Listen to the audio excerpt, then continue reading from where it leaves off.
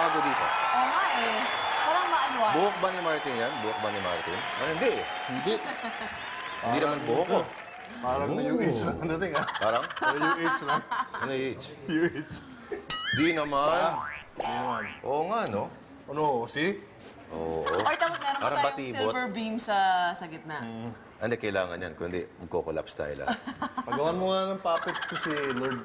Teka, nagpapaano na naman to. Oo nga eh. Naghahabol na naman tayo sa necktie mo. Necktie na naman. Hindi naman daw maayos. Mukhang maayos naman. Ngayon. Kumita na yan. Ikaw mag-ayos. Dali. Dali, ayun. Good morning. Bagong buwan, kaya bagong set tayo, di ba? Oo nga naman, ha? Tapos na yung ghost month. Oo, ngayon buwan na para sa mga buhay. Pero may ghost pa rin tayo dito. Meron pa rin? Sino?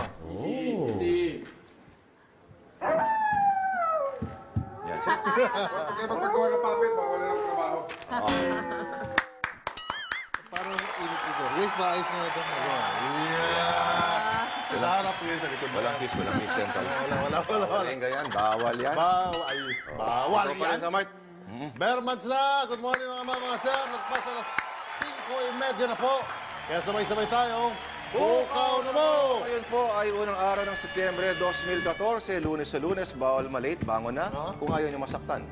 Nanonood ba kayo ng laban ng Gilas? Yan at iba pang maaksyong mga balita. Arangkada na, now na.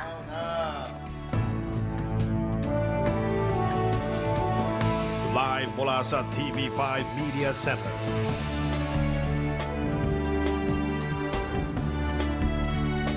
Bango na sa balitaan at komentaryong walang katulad.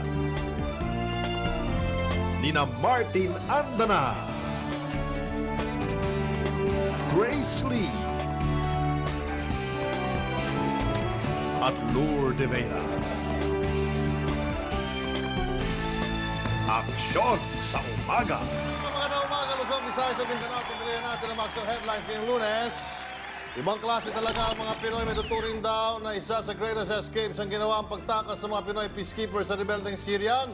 Habang tutulog-tulog ang kalaban doon sila naka-escape kaya lahat ng peacekeepers ligtas. Naman, mukhang wala naman tayong takas sa LP. Nakapapasok lang sa may bandang Mindanao. Hindi raw malayo na maging bagyo ito. At kung sakali ay tatawaging bagyong Kanor. Parang bagyo rin ang Gilas Pilipinas sa pagsawak nila sa FIBA World Cup sa laban kontra Greece. Kani-kanina lang kinapos ang Gilas pero marami pa rin napabilib dahil sa pusok pinakita ng mga ito. Nasilat din sa atin ang kontra panalo Croatia sa overtime pero dito nagpakilala ang Gilas sa mala David and Goliath na laban kaya natalo man parang nanalo na rin daw ang Pilipinas. Nagulat din ang mga kalaban ng Gilas sa tindi ng suporta ng mga kababayan natin. Galing kung saan-saan. Lumalok ang mga sa mundo kung cheering squad lang ang labanan, siguradong panalo na tayo. Diba? At surprise, per month na mga kapatid, Christmas is just around the corner. Ang mga chikiting maagang nag-shopping ng mga laruan. Umpisa natin ang aksyon Lunes sa ating hit list mga kapatid.